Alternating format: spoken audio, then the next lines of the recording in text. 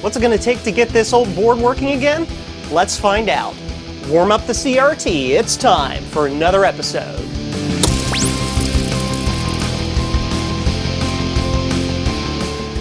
Did you know that 75% of you watching right now are not subscribed to my channel? That's bonkers. Engagement is what makes or breaks a YouTube channel, and I need your help. Subscribe today, and let's build a community together. On the bench today is this Macintosh SE FDHD, also known as SuperDrive, logic board. Let's get on the bench and dig right in. So I got this board from Javier Rivera as another challenge. Hey Joe, can you fix it? So I'm going to go ahead and give it a try. This one is primarily a battery dump. The battery up here exploded and destroyed, or at least screwed up, messed up a lot of stuff on this side of the board. So let's go ahead and zoom in and show you some of the nasty that's been going on. All right, starting with the battery area itself, it looks like the socket or the clipped-on battery, the soldered-in battery has been clipped off, and a socket has been kind of thrown in here. But it's not fully connected; it's kind of just floating. So we're probably going to want to take that out, and then at the very least, so we can see under it. And then if you look in here, you can see traces just destroyed to crap. Components that are rusty and all messed up. That chip has been resocketed, but still doesn't, it's newer than these, so it's been replaced as like a test to see if it would fix it, but I don't think that really did anything. You can see just messed up traces down underneath there. This entire chip, the Super Serial chip, is just it's a destroyed mess. This is part of the serial system as well. This little chip, what is this, 3488, that's messed up. Capacitors and resistors are all junky. I mean, this capacitor here looks like it's blown up, like it's shorted completely. This capacitor right here looks like it has been eaten and messed up. It's all, it's all rough on the outside and just absolutely nasty.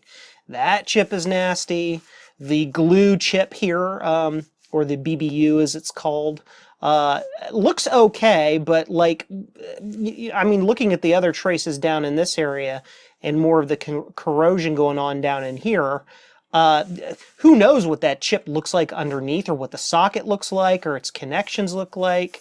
If you look right in there, you've got all types of mess down in there.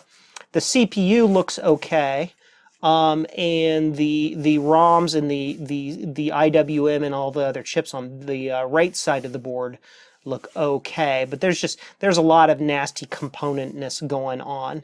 So I think really, as is most of the cases, the first thing we're going to want to do is get this board cleaned up with an acid solution to neutralize any leftover alkaline from that battery blowing up. And then we're going to have to start looking at traces. I may have to even desolder some of these chips, get them completely out of the board, and clean things up, get rid of this socket, because it looks all awful, and just do all that. But again, first things first is to get the board cleaned up. So I flipped the board over here before actually taking to clean it, and I'm glad I did, because it's crunchy under here. There are pads that look like they might be cross-connected. A lot of these pads look lifted, gone, not connected, yada, yada, yada. Ugh, just lots of ickies. If we look down here as well, where the memory is, you can see there's a lot of residue from whatever happened. And yeah, we got something going on with traces down here as well. So I think before I clean this, I'm actually going to see if I can get some of these sockets and things removed out of the board in this area, and do a little more thorough physical cleaning before any of the dealkalinization processes.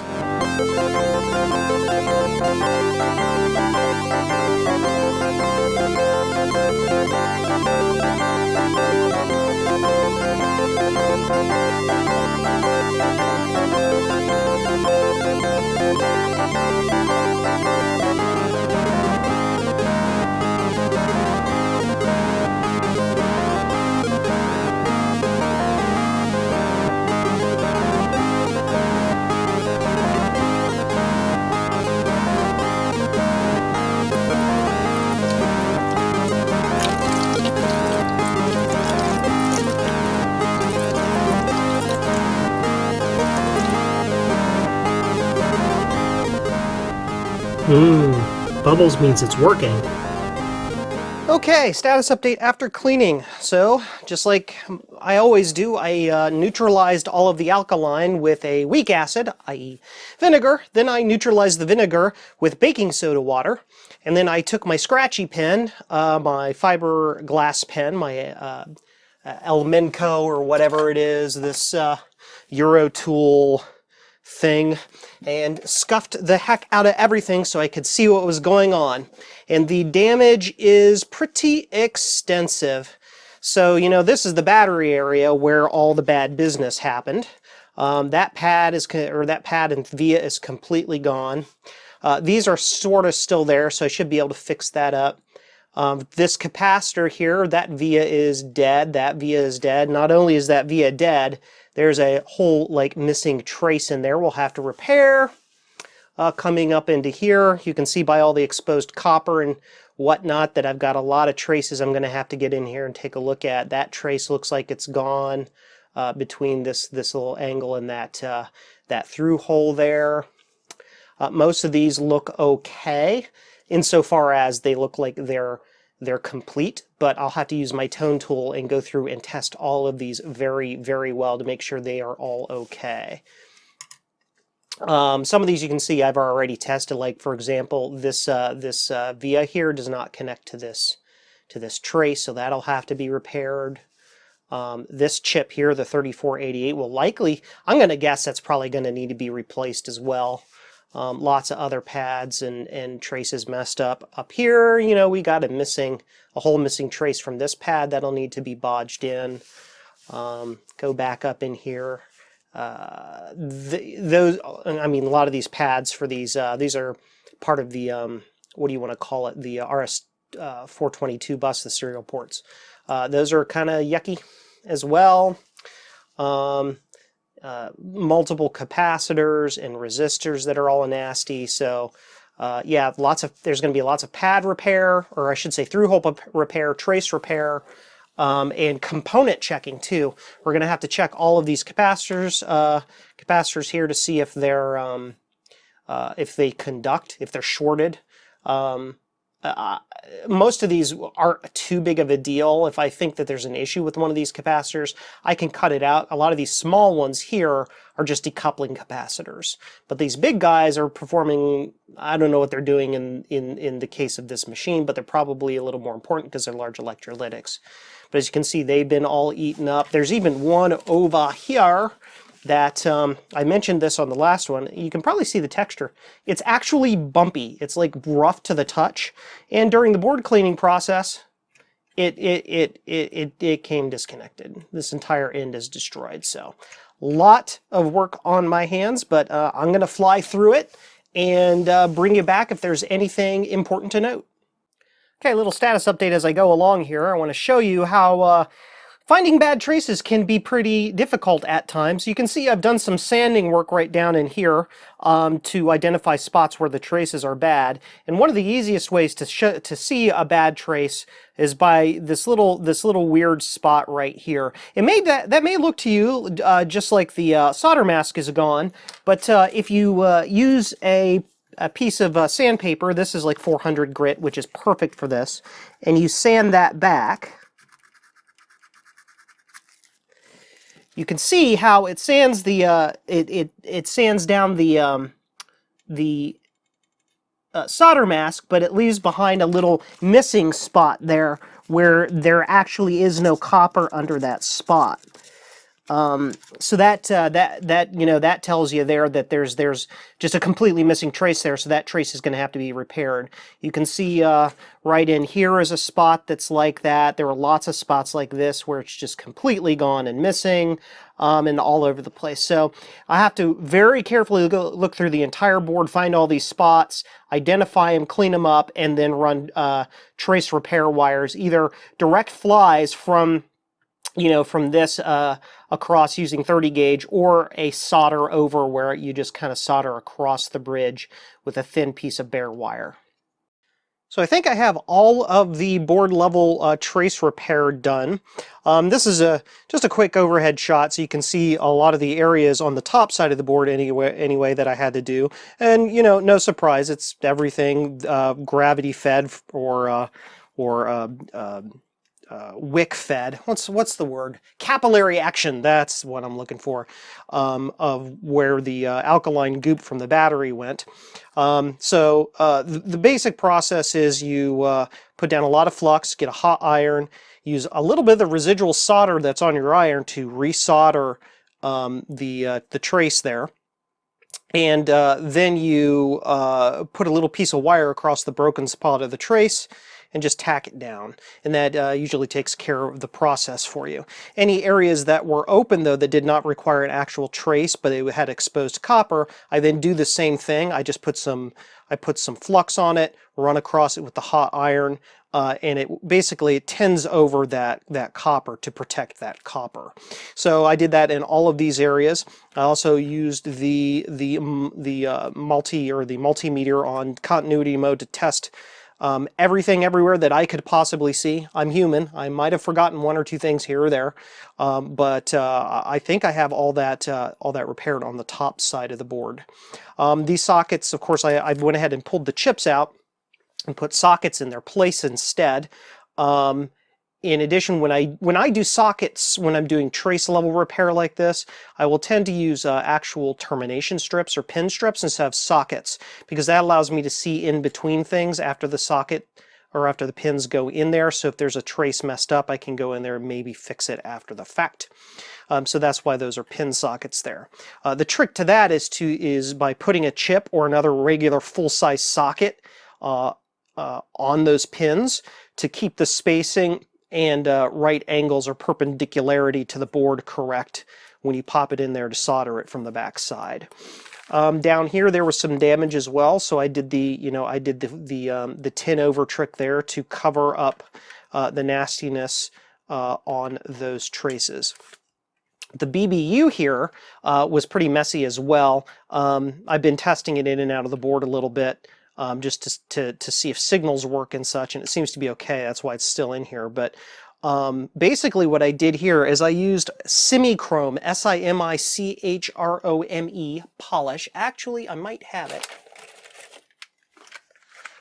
This stuff right there. I used that on a cotton swab. And the cotton swab that I use are these higher grade, doctors or dental office cotton swabs that have the wooden stick on it. I chucked that up in a drill, put a little polish on it, and I polished all along all of those pins on both the chip and the socket to clean up any nastiness that was in the socket. A little bit less aggressive than using the wire brush in that specific case. Flip over to the other side of the board. Here's the back side, and I'm going to zoom super close in for you.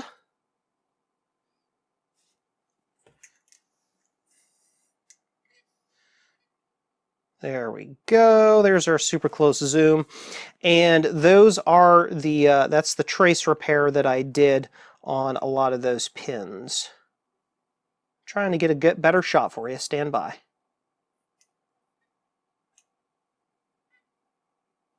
That's about as good as that shot's going to get. So yeah, the biggest failure on the back of the board is actually down by the RAM sockets, not as much up by where the battery corrosion would have happened. A lot of these traces, the solder mask was there, but the copper underneath the solder mask was just gone. It was completely gone, and it did things like this. So a little bit of sandpaper scuffed all that out to find all the bad spots.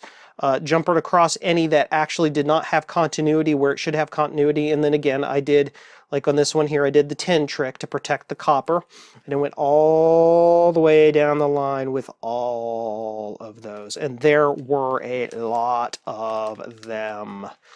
Buttloads! A couple of lines, though, I did fly wires for. For example, these two guys right here, I I just followed the trace all the way back and ran fly wires to the other end of their termination. The main reason being is because the traces were bad in so many spots.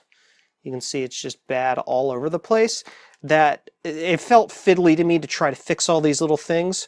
So I ran alternative fly wires. I'll flip the board around over to where those spots went, just to avoid having to do all of that stuff. So the next step, I suppose, is to get this machine plugged in, turned on, and just basically see what happens, to see if the basics of the machine are good. Now, I do know, we do know that these chips here are not populated in the board, but that's all serial port stuff, and that's not necessary in order to test basic functionality. This is only needed, we only need these if we're actually going to be testing real serial comms. The rest of everything else on the board looks to be clean, okay, intact, and it all tones out okay. So I think it will, as long as I did my trace repair correctly, and as long as the chips are good, it should just boot up and work. Now, as you can see, I still do not have capacitors in this board, and the reason being is this. All the work I've done on the board up to this point has been just trace repair, just kind of hanging out, watching YouTube videos, listening to music, and doing trace repair. The only thing I've spent on this is time. I haven't really spent any money on it at all. Contrary to popular belief, these capacitors do not need to be in the board in order for basic functionality. It helps. It smooths a lot of things out, especially on the serial and the audio and stuff. It can help those things work a lot better. But these big electric little caps, they don't really need to be there. So I didn't want to put, I didn't want to put capacitors in here and then cut the leads and deal with leaving the leads long and do blah, blah, blah, stuff, basically, if I couldn't confirm that the board worked in some form or fashion, some basic functionality before I went ahead and populated those and potentially wasted those capacitors. Not that they're expensive or anything, but I'm cheap. So that's why those capacitors aren't in there. So yeah, so basically, without further ado, let's get the thing plugged in, turned on, and just see what happens. Okay, we have the basic setup put together here. We got the board hooked up, RAM populated, connected to the machine. I've got the speaker connected so we can hear it do the bong, and when I turn it on, hopefully we'll see something on the screen. So let's see what happens.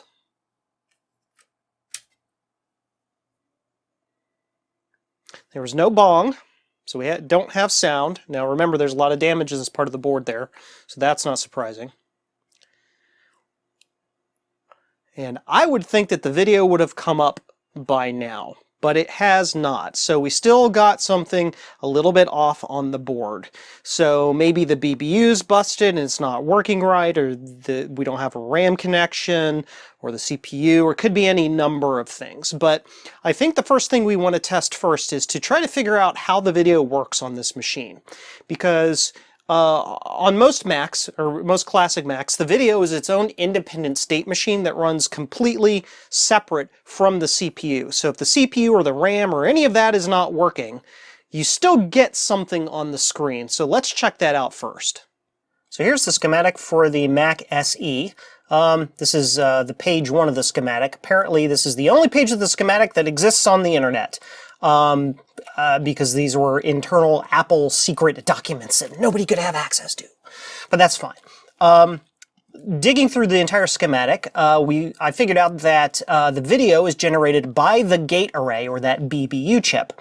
If we look, it comes out pin 62 of the BBU chip right here. Let me make that a little more visible for you. That's better.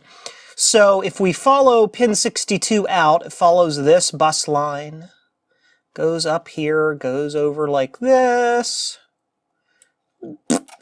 and it comes up this bus line, up here, and I believe it goes, where is it? It's up here. Then it goes to page 2 of the schematic, which we can't see, but we know that this pin right here has to connect to that main board pin that goes off to the analog board to send video out to the screen. So effectively, the gate array video output here is connected directly to the analog board via a trace/wire. So what we need to do is take a look at that and see two things. One, we need to see if the gate array is even generating video. And then two, we need to see if the signal is getting from the gate array to the connector. And that'll tell us either we had a bad gate array, a bad connector, a bad trace, something we missed during the repair, or whatever. So let's take a look at that. All right, super close up to the board. You can see I already have pin 62 marked there on the BBU chip because I wanted to spare you 2 minutes of boring counting of pins. I have my oscilloscope probe here with a little fly wire on it to help me get into that connection really easy and allow me to just jam that in there. So I don't have to hold it on there, so I can play about if I need to do that. So we're going to go ahead and get this kind of jammed into the situation there. You can do it. There we go. It is in there. So now I'm going to switch to the oscilloscope and we're going to turn the computer on and see what the scope says. Now I have that in the wrong pin. There we go. We have a signal coming out of the BBU. So the Mac is running and it is generating a video signal. Or at the very least, the BBU is generating a video signal. So that lets us know that basic video generation is working.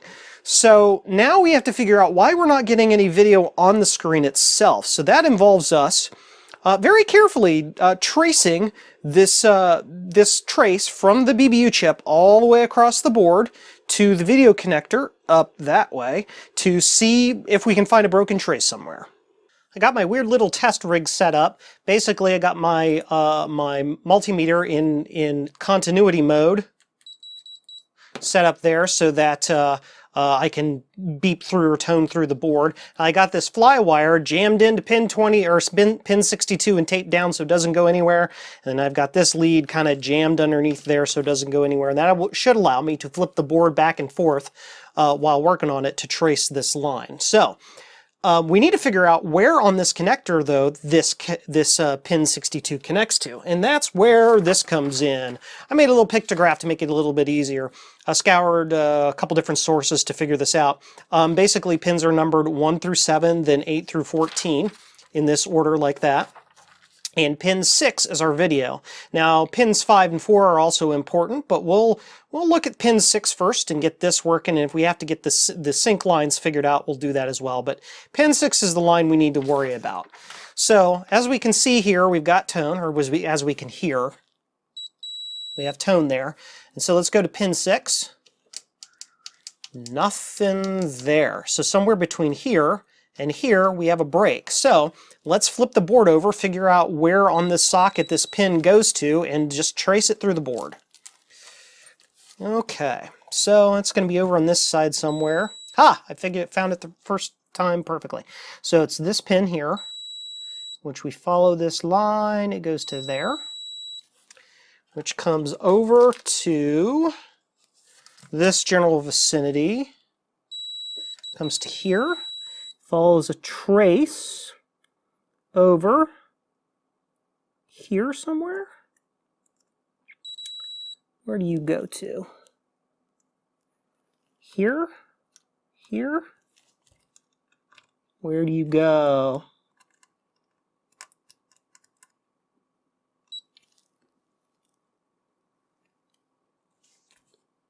Comes over here somewhere. It's a little tough to trace this because it's hard to see. It's also, I have to have my fat head in the way of the camera to see it. We still got tone there, yeah. It's this here. Goes under this capacitor. Ah, it comes up here. Goes this way. Connects to this resistor. Goes to the other side of the resistor. Goes over here and goes to this pad. Yeah, the pad just below this ROM. So that's this one here. That would be this pad. Yes. So it comes up, follows here, goes to here. So we flip that over. What is in that location? A resistor of some sort? Yes. Goes through this resistor. comes out of here, goes back to the other side of the board. And that would be, actually, if we look, it continues up this way. I'm thinking that this resistor is used as a line filter. So anyway, it comes up through here, through those pins, goes up to here, to this junction. We're getting close. We flip it over. That junction is right there. That's the junction point. It's right by J11. And then I would figure it goes under this connector and connects to that pin. But we have no connection between that little trace there, and that pin. So the quick fix is to solder a wire between there and that pin on the back of the board. So let's do that. That would be this pin right there, right? First things first, let's mark that pin so I don't miss it. It's that pin, and it's that hole right there. So let's get ourselves a wire and do this. Soldering live. Stand by, I'm getting a wire.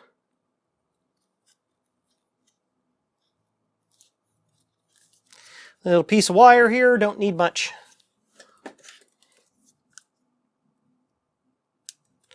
Okay. Heat up the soldering iron. Just expose a chunk of that, throw that through that via hole.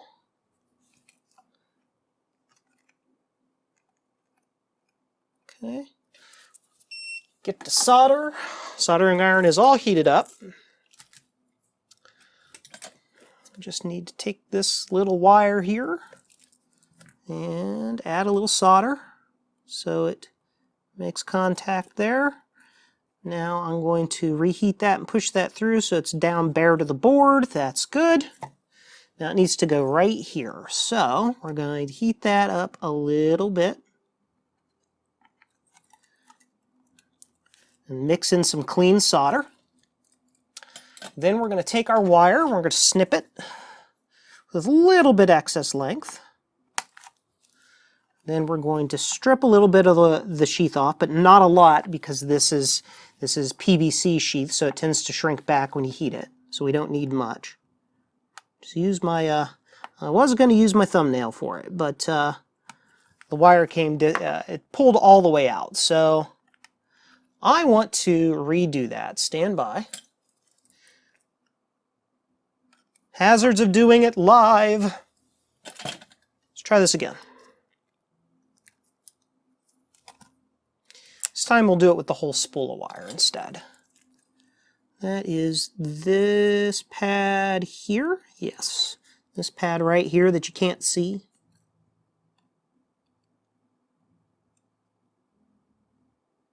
There we are. It's in there.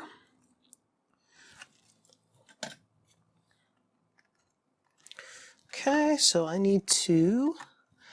going to do a little trick-a-doodle here, and I'm going to use my solder to melt the conductor, to melt the insulation instead. Okay, so that's there. Pull this wire down and around the pin. Use a pair of tweezers to help us do that.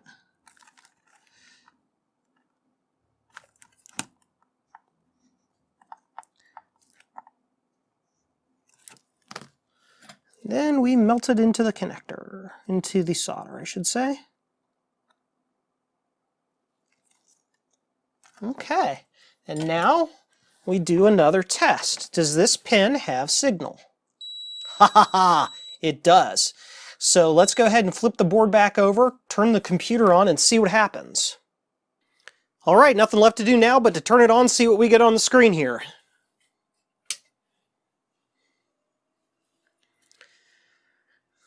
Hoping for a checkerboard. No way. It's running? No way. You just hang on a second. Are we going to get a mouse cursor?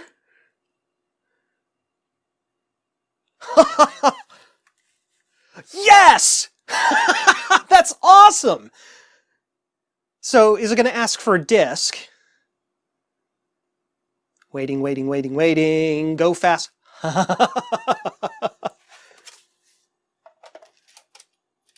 What happens if we do that? We have a happy Mac! It boots and works. You have no idea how thrilled I am. That is super awesome. So that means it's working. The only thing that's missing now is the serial stuff right here for the serial ports, and then we need the super serial controller put back in for SCSI to work. But we still don't have audio. It didn't bing when it turned on. So that's probably a capacitor or a trace we missed or something. But that is frigging awesome. That is so cool. I am so insanely chuffed about that. Well, I guess next let's take the board down and put the super serial. I can't even speak. I'm speechless. This is great. We did a lot of work today to get this old Mac up and running again. Next time we'll tackle sound, SCSI, serial, and repopulate all of the capacitors on the board to get it up to 100%. Thanks for hanging out with me today. Remember to like, subscribe, and ring the bell to stay up to date on my latest adventures. You can also support me through Patreon or by snagging some merch at jcm-1.com. Links in the description. Well, that's all for today's episode. While you're here, check out some of my other videos, and remember, one old Mac is all you need.